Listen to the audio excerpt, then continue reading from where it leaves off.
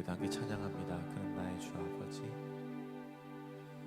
그는 나의 주 아버지,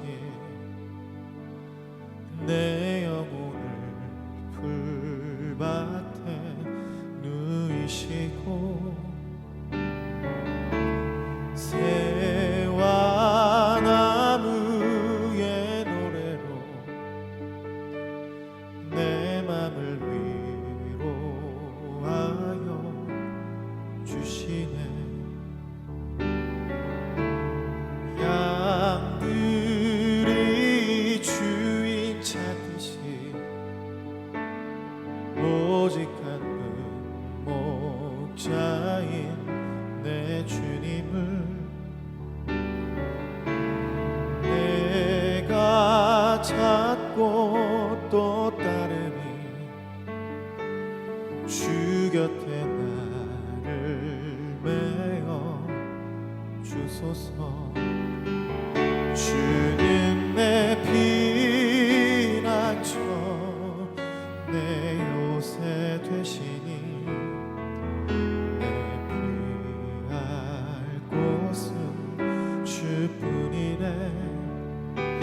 나 돌아갈래 보냐 주의 집에서 내 주님 맞아 주시니.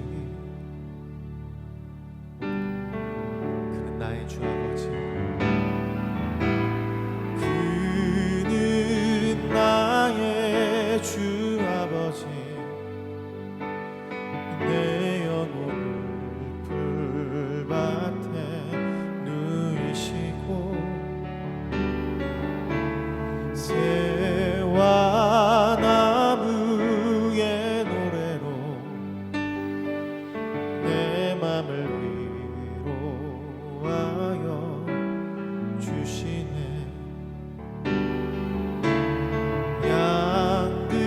양들이 주인 찾듯이 오직 한 목자인 내 주님을 내가 찾고 또 따르니 주 곁에 나를 메어 주소서. 주는 내 피난처 내 요새 되시니 내 피할 곳은 주뿐이네. 나 돌아갈래 보냐 주의 집에서 내 주님 맞아 주시니. 주는 내 피난처, 주는 내 피난처 내 요새 되시니 내 피할 곳은 주뿐이네. 나 돌아갈래 보냐 주의 집에서 내 주님 맞아 주시니.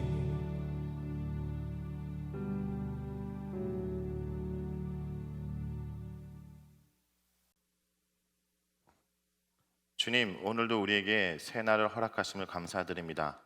이 아침 우리에게 주시는 이 말씀으로 우리를 새롭게 하여 주시고 오늘 하루도 이 말씀을 붙들고 살아갈 때 주님께서 우리 삶 가운데 살아 역사하여 주시옵소서. 예수님의 이름으로 기도드립니다. 아멘. 오늘 묵상할 말씀은 이사야 16장 1절에서 14절까지 말씀입니다. 그 중에서 4절에서 6절을 함께 읽도록 하겠습니다. 나의 쫓겨난 자들이 너와 함께 있게 하되 너 모압은 멸절하는 자 앞에서 그들에게 피할 곳이 되라. 대저 토색하는 자가 망하였고 멸절하는 자가 그쳤고 압제하는 자가 이 땅에서 멸절하였으며 다윗의 장막에 인자함으로 왕위가 굳게 설 것이요 그 위에 앉을 자는 충실함으로 판결하며 정의를 구하며 공의를 신속히 행하리라. 우리가 모압의 교만을 드러나니 심히 교만하도다. 그가 거만하며 교만하며 분노함도 들었거니와 그의 자랑이 헛되도다. 아멘. 오늘 본문은 어제 본문에 이어 모압의 심판에 관한 내용입니다. 어제 묵상 본문인 이사야 15장 1절에서 9절까지의 내용이 하룻밤 만에 망하는 모압에 대한 내용이었다면, 오늘 본문은 그러한 심판의 이유와 심판 중에 모압의 살 길에 대해서 이야기합니다. 다시 말해 어제 본문은 갑작스러운 심판에 대한 내용이었고, 오늘 본문은 그러한 심판의 이유와 살 길에 대한 내용입니다. 먼저 모압이 심판받는 이유를 오늘 본문에서 먼저 살펴보겠습니다. 6절입니다. 우리가 모압의 교만을 들었나니 심히 교만하도다. 그가 거만하며 교만하며 분노함도 들었거니와 그의 자랑이 헛되도다. 오늘 본문에서 모압의 심판의 이유가 교만, 거만이라고 얘기합니다. 모압이 이 지경에 이른 것은 끝을 모르는 자랑과 교만 때문입니다. 모압은 건포도 떡이 상징하는 경제적 번영과 부를 자랑했고, 더 넓은 헤스본과 헤스본의 밭과 신마의 포도나무로 대표되는 나라의 부강함으로 한껏 교만했습니다. 이런 교만에 찬 모압을 하나님께서 아수를 통해서 한순간에 심판하시고 그 가지를 꺾어 버리십니다. 교만이 패망의 선봉이요 파멸의 첩경인 것입니다. 혹시 우리도 욕망의 가인 충족 사이에서 헛된 자랑과 교만으로 높아져 있진 않은지, 나를 지켜주지 못할 부와 번영에 온통 매달려 삶을 낭비하고 있진 않은지 돌아보기 원합니다. 자, 그런데 사실 보통 선지서에서 이방 나라의 심판을 선포할 때 그들의 징계나 멸망의 근거를 구체적으로 말하진 않습니다. 오늘 본문처럼 교만이라는 짧은 언급을 할 뿐입니다. 어쩌면 열방의 신탁에서 그들의 잘못을 고발한 내용이 간단히 언급되는 것은 지극히 당연한 일이기도 합니다. 그렇지만 오늘 본문을 비롯하여 선지자들이 모압의 심판의 이유를 언급한 부분들을 좀 더 살펴보면 왜 모압이 심판을 당하게 되었는지 더 자세히 알 수 있을 것 같습니다. 그래서 먼저 아모스 말씀을 보겠습니다. 아모스 2장 1절에 여호와께서 이와 같이 말씀하시되 모압의 서너 가지 죄로 말미암아 내가 그 벌을 돌이키지 아니하리니 이는 그가 에돔 왕의 뼈를 불살라 죄를 만들었습니다. 아모스에서는 에돔 왕의 뼈를 불살라 죄를 만든 불의가 모압의 심판을 초래했다고 말합니다. 공의를 외쳤던 아모스 선지자의 맥락에서 본다면 불의를 행했던 것은 반드시 하나님이 심판해야 될 이유였습니다. 그리고 예레미야서를 보겠습니다. 예레미야서 48장 7절입니다. 내가 내 업적과 보물을 의뢰함으로 너도 정복을 당할 것이요 그모스는 그의 제사장들과 고관들과 함께 포로되어 갈 것이라. 예레미야서는 자신의 능력과 소유를 자랑하는 교만과 그모스 숭배 때문에 심판당할 것을 말합니다.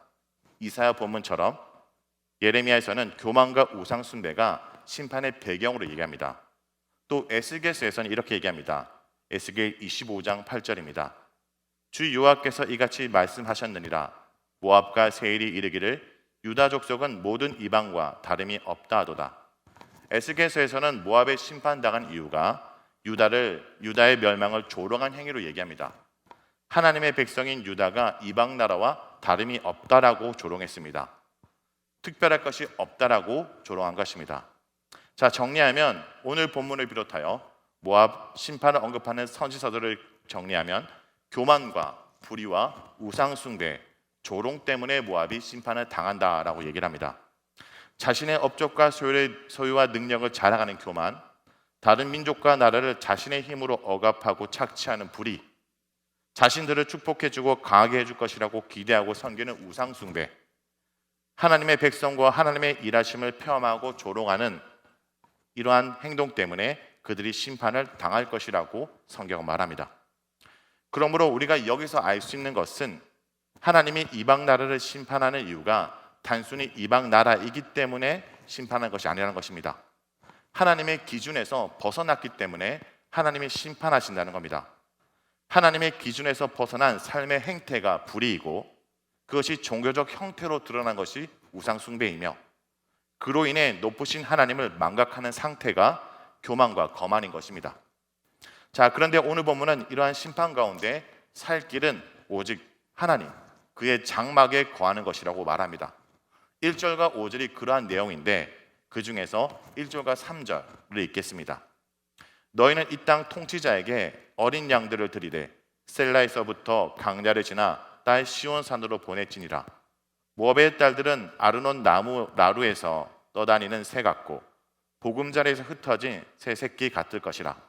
너는 방도를 베풀며 공의로 판결하며 대낮에 밤같이 그늘을 지으며 쫓겨난 자들을 숨기며 도망한 자들을 발각되게 하지 말며. 하나님은 선지자를 통해서 모압에게 살 길을 알려주십니다.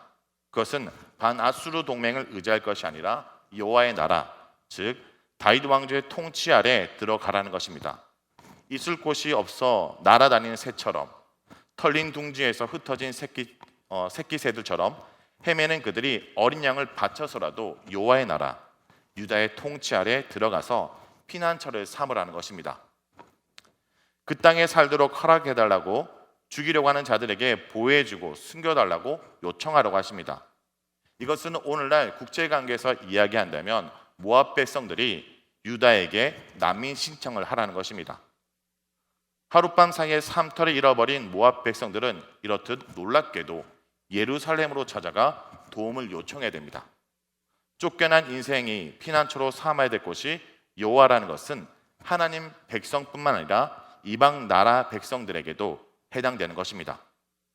그러면 왜 이방 나라가 여호와의 나라로 들어가 피해야 되는 이유가 무엇일까요? 그것은 그곳에만 구원과 생명이 있기 때문입니다. 하나님이 세우신 왕에게 겸손히 나와 자신을 의탁할 때만 생명을 지킬 수 있기 때문입니다. 그러나 모압은 끝까지 거만하고 교만했습니다.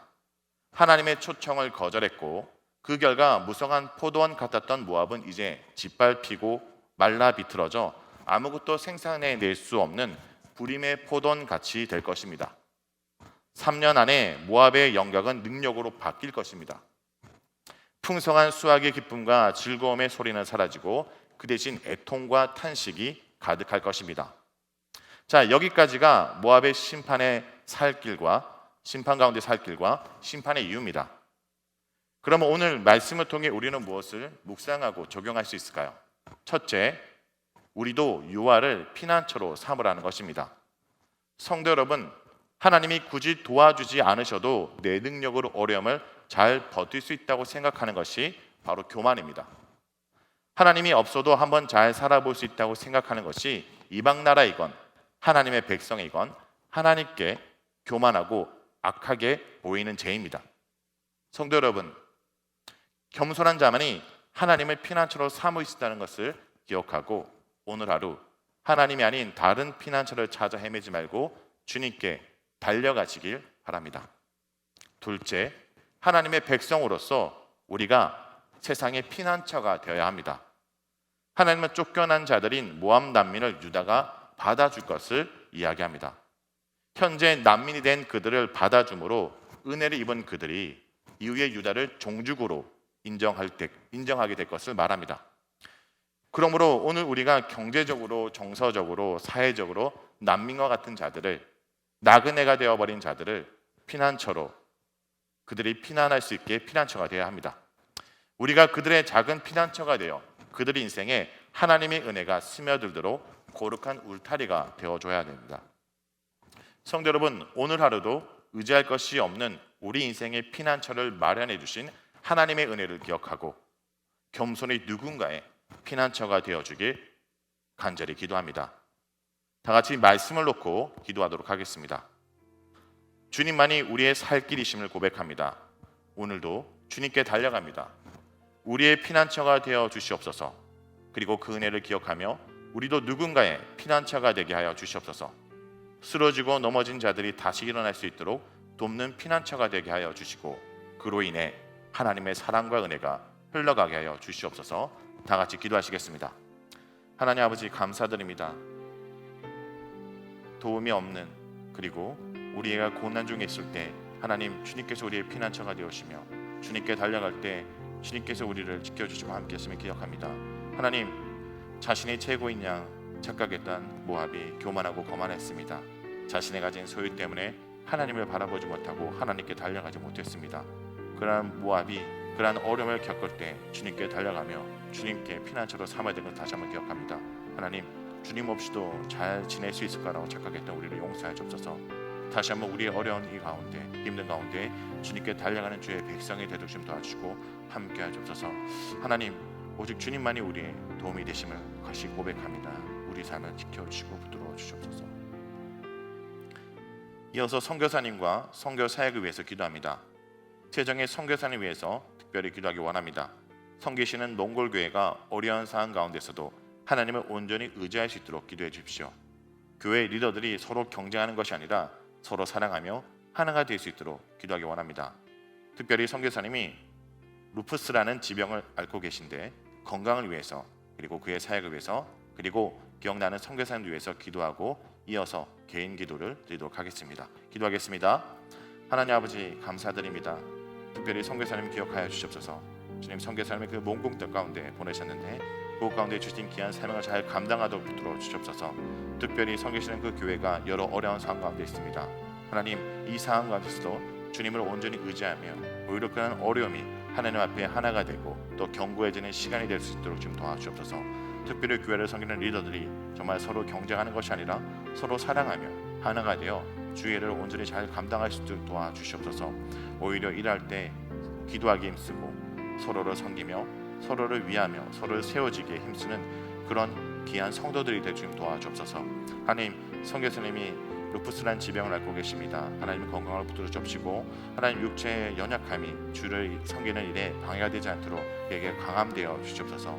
하나님, 이 땅에 많은 선교사님들 기억하여 주시고 그들의 건강과 그들의 가정과 그들의 사역 가운데 주님 충성 은혜로 도와주옵소서.